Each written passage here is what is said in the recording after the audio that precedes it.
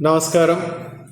2 June 2026 మంగళవారం జ్యోతిష శాస్త్రపరంగా ఉన్న వివరాలు గమనిద్దాం.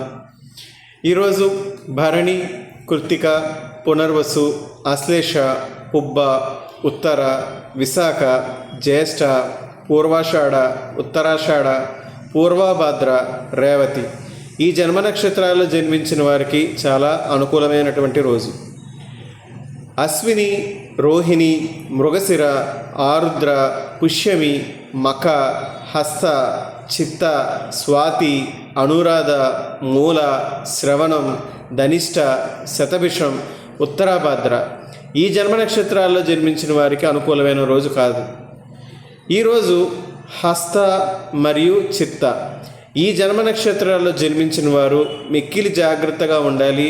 ఎందుకంటే ఈరోజు వీళ్ళకి కుజగ్రహ బలం లోపించింది.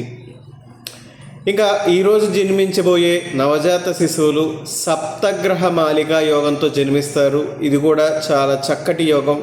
వీరికి జీవితంలో తొందరగా వివాహం అవ్వడం వలన కలిసి వస్తుంది. జాతకం అంతా కూడా వైవాహిక జీవితంతో ప్రారంభమవుతుంది. వీళ్ళకి సప్తగ్రహ మాలికా యోగం అన్నది చాలా మంచి యోగం.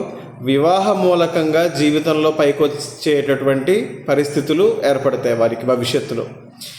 ఈరోజు గురుగ్రహం మిథున రాశి నుండి తనకు అత్యంత శక్తివంతమైన స్థానం కర్కాటక రాశిలోకి ప్రవేశిస్తారు.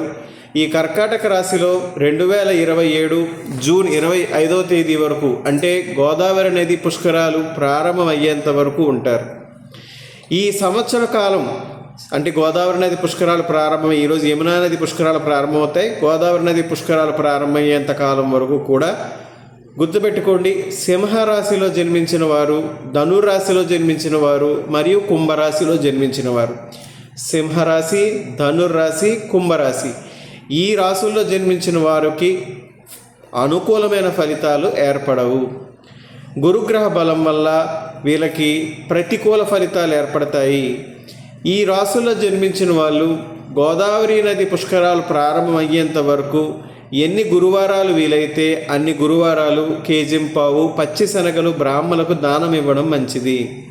అలాగే ప్రతిరోజు గురుగ్రహ స్తోత్రం దేవానాంచ ఋషీనాంచ గురుకాంచన సన్నిభం బుద్ధిమంతం త్రిలోకేశం తం నమామి బృహస్పతిం ఈ మంత్రాన్ని ఎన్నిసార్లు వీలైతే అన్నిసార్లు పఠించండి సంవత్సరం పాటు కూడా.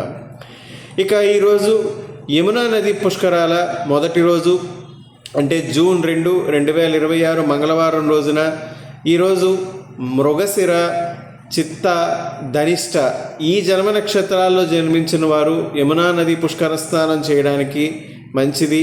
అదేవిధంగా ఈ నక్షత్రాల్లో మరణించిన వారి యొక్క పితృతర్పణ సంస్కారం ఆచరించడానికి కూడా ఈరోజు చాలా అనుకూలమైనది. పుష్కర స్నానం చేస్తున్నప్పుడు ముఖ్యంగా ఈ విషయాన్ని, ఈ మంత్రాన్ని గుర్తుపెట్టుకోండి.